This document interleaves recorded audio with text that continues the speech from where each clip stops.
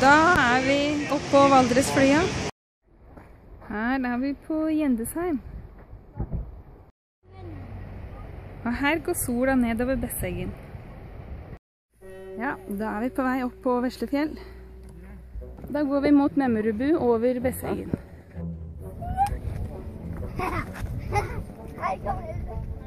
Snart er vi oppe på Veslefjell.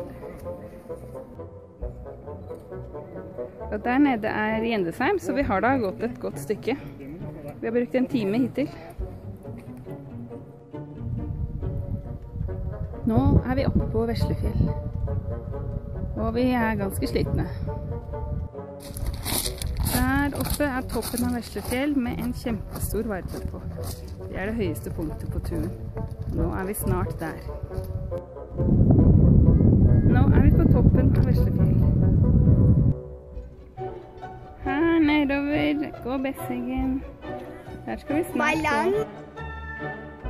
Martine, hvor er Besseggen? Ja, der er Besseggen. Skal vi gå ned der?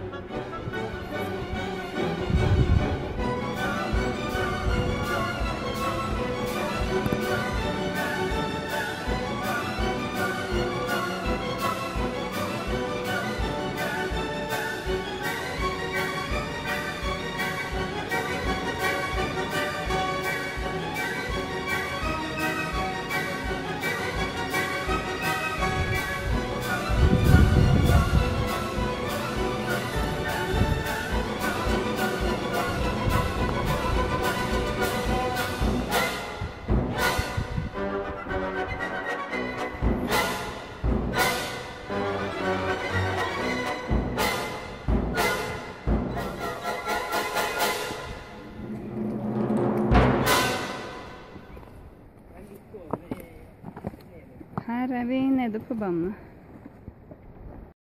Ja, da var vi nede.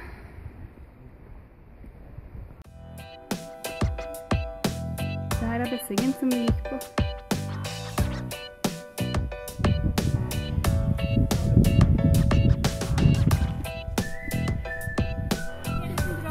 Og her er en mogop, sier bestefar.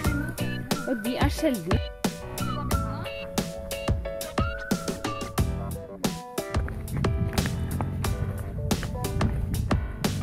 Nede til høyre har vi bjørnbølkjønn.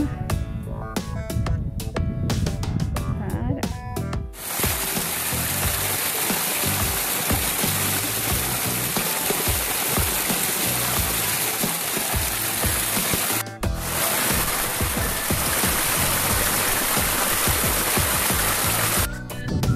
Der går båten. Kanskje er det den vi skal kjøre hjem igjen. Fra Memmerubu, hvis vi rekker den. Der er Besseggen. Her er vi gått.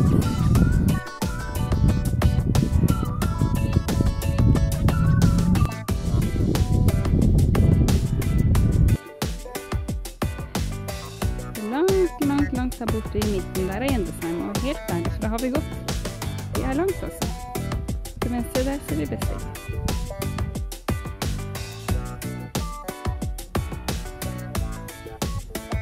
Nå er klokka 4, og det er 2 timer til båten går fra Memmerubu der nede.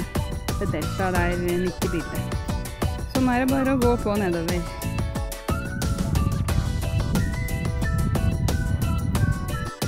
Der nede er Memmerubu-hytta. Tror du sannelig vi rekker det? Nå er vi nede i skogen rundt Memmerubu. Og vi er veldig, veldig slitne i beina. Helt gelé. Men det er faktisk 1,5 time til båten går, og vi er straks fremme. Så det går jo veldig fint.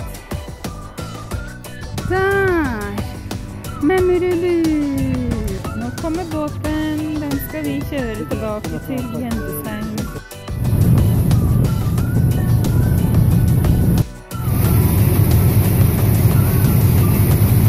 Da er vi tilbake på Gjendesheim. Nå er det et kvarter til middag.